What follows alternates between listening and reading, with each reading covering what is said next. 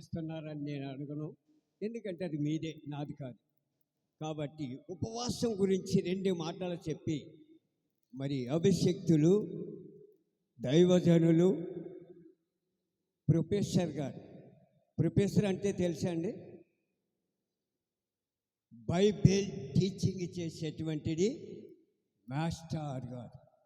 Bible మాస్టరే, school master కాదండి. కాబట్టి ఈ యొక్క మందిరంలో బైబిల్ క్లాసులు కూడా జరుగుతూ ఉన్నాయి. చాలా సంఘాలకి పేపర్స్ ఇచ్చాం. మరి అక్కడ ఎవరో కొంతమంది జాయిన్ కాలేదు. దేవుని మీద ఆశ లేని బిడ్డలు చాలామంది అయిపోయారు.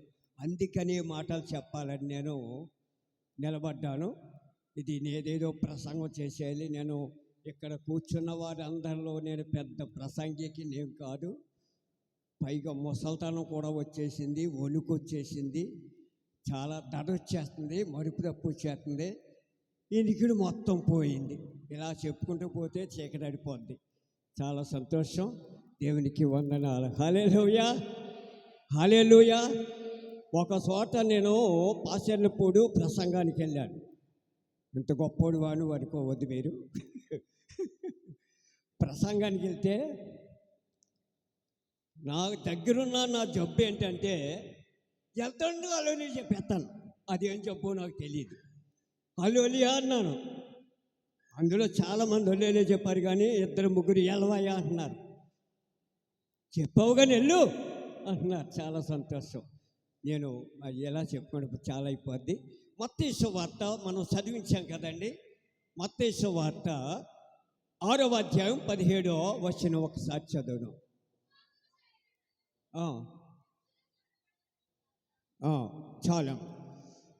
చాలు చిన్న ప్రార్థన చేసుకుందాం. శాశ్వతమైన ప్రేమతో మమ్మల్ని ప్రేమించిన నా తండ్రి, నీకు వందనాలు. ఇప్పుడు ఇదిగో నాయన, నీ వాక్యానికి అన్ని నేను నిలవబడ్డాను. ఒకవేళ నా నోటంట నా సొంత మాటలు వస్తే అవి ఎవ్వరికీ ఇష్టం ఉండదు. నీవు నా నోట నీ మాటలు ఉంచి నీ బిడ్డలకి వినిపిస్తే వారికి విశ్వాసం పెరుగుతుంది, అనారోగ్యాలైతే ఆరోగ్యం వస్తుంది, బలహీనులైతే బలం వస్తుంది, విశ్వాసం లేని వారైతే విశ్వాసం కూడా వస్తుంది. నీ కృపతో నాతో మీరు మాట్లాడండి. నేను మీ బిడ్డలతో మాట్లాడతాను. యేసు నామమున నడుచున్నాము తండ్రి, ఆమేన్. హల్లెలూయా, హల్లెలూయా. ప్రియులారా, మనం ఉపవాసం దీక్షలు పెట్టుకుంటున్నామంటే మనం మనుషునికి కనబడాలని కాదు, మరి ఎవరికి కనబడాలని ఆయన కోరుకుంటూ ఉన్నాడు? రహస్యమందున్న మన తండ్రికి మనము కనబడాలి, లేకపోతే ఆయన కోపిస్తాడు. ప్రియులారా, యాకోబు ఇంటివారు వాళ్ళు అడుగుతూ ఉన్నారు, ఒక మాట అడుగుతూ ఉన్నారు. ఇది క్రీస్తుకు పూర్వం జరిగినటువంటిది సంఘటన. క్రీస్తు పుట్టలేదు అప్పటికి. క్రీస్తుకి పూర్వం జరిగినటువంటిది సంఘటన. ఇశ్రాయేలీయుల ప్రజలు దేవుణ్ణి, తండ్రి అయిన దేవుణ్ణి అడుగుతూ ఉన్నారు, మేము ఉపవాసం ఉండగా నీవు మమ్మలను ఎందుకు చూడవా? అబ్బా, ఖచ్చితంగా అడుగుతున్నారు, ఖండించి అడుగుతున్నారు. ప్రియులారా, మనం కూడా ఒకవేళ అలాగ అడుగుతున్నామేమో జాగ్రత్త సుమండి. మనం ఉపవాసం ఉన్నాం, మంచిదే. ఎంతమంది తిన్నారో, ఎంతమంది ఉపవాసం ఉన్నారో నాకు తెలియదు, మీకు తెలుసు. కాబట్టి ప్రియులారా, నేను ఉపవాసం ఉన్నాను కదా, నా కార్యం ఎందుకు జరగలేదు అని నీవు అనుకుంటే జరగదు.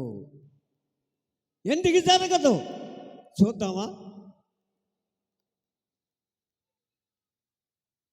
ప్రవక్తలలో పెద్ద ప్రవక్త అయినటువంటి యెషయా ప్రవక్త గారు రాస్తూ ఉన్నారు. 58వ అధ్యాయం 3వ శరణం చదివితే, మేము ఉపవాసం ఉండగా నీవెందుకు చూడవు, మేము మా ప్రాణములను ఆయాసపరుచుకొనగా నీవెందుకు లక్ష్య పెట్టవు అని అందురు. ప్రియులారా, అడుగుతాం, మనకు కూడా అంతేనండి. ఏయో కోరికలు కావాలి. ఒక రోజుని అదే ప్రాంతంలో, పాసెర్ల ప్రాంతంలోనే ఇలాగే వాక్యం బోధిస్తూ ఉన్నాను. నా ఎదురుగుండా ముసలం కూకుని అదే లోకం ఏడ్చేస్తుంది. అయ్యి బాబు, నా ప్రసంగం అంత బాగుంది కావాలి, దుఃఖం మీద దుఃఖం వచ్చేస్తుంది అన్న. ప్రసంగం అయిపోయిన తర్వాత అందరూ వెళ్ళిపోతున్నారు. కొంతమంది ప్రార్థన వచ్చారు, ప్రార్థన చేస్తాను. ఆ ముసలం దగ్గరికి వెళ్ళి, అమ్మా నేను ప్రసంగం చేస్తుండగా నీకు ఎందుకు ఏడుపు వచ్చేస్తుంది అమ్మా అన్నాడు. బాబా, ఎంతో ప్రేమతో పెంచుకుంటున్నాను, మొన్ననే చచ్చిపోయింది బాబా నాకు ఒక పిల్ల, నీ ముఖం చూస్తే అలాగే ఉన్నది ఆయన. ఎంత చక్కని మాట అందండి. నాది కుక్క ముఖమా?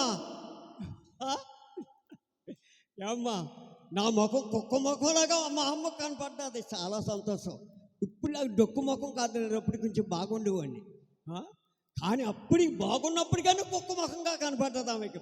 పాశర్లపూర్లో మా అమ్మ, ఇక్కడ అంతర్వేలో నేనున్నాను. హల్లెలూయా.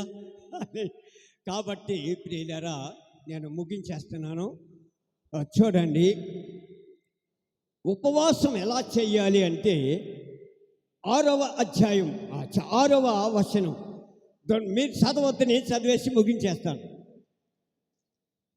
దుర్మార్గులు కట్టిన కొట్లు విప్పుటయు, కాడిమాను మోకులు తీయుటయు, బాధింపబడిన వారిని విడిపించుటయు, ప్రతి కాడిని విరగగొట్టుటయు నేను ఏర్పరచుకునే ఉపవాసము కాదా అని దేవుడు చెప్తున్నాడు. వీళ్ళు అడుగుతున్నారు, మేము ఉపవాసం ఉంటే నీవెందుకు చూడమని వీళ్ళు అడుగుతుంటే, అక్కడ దేవుడు సమాధానం చెప్తూ ఉన్నాడు. ఏమనంటే, మీరు ఉపవాసం ఉన్నప్పుడు దుఃఖముఖాలు చేసుకుని ప్రజలకు కనబడాలని ఏడుస్తూ ఉంటారు.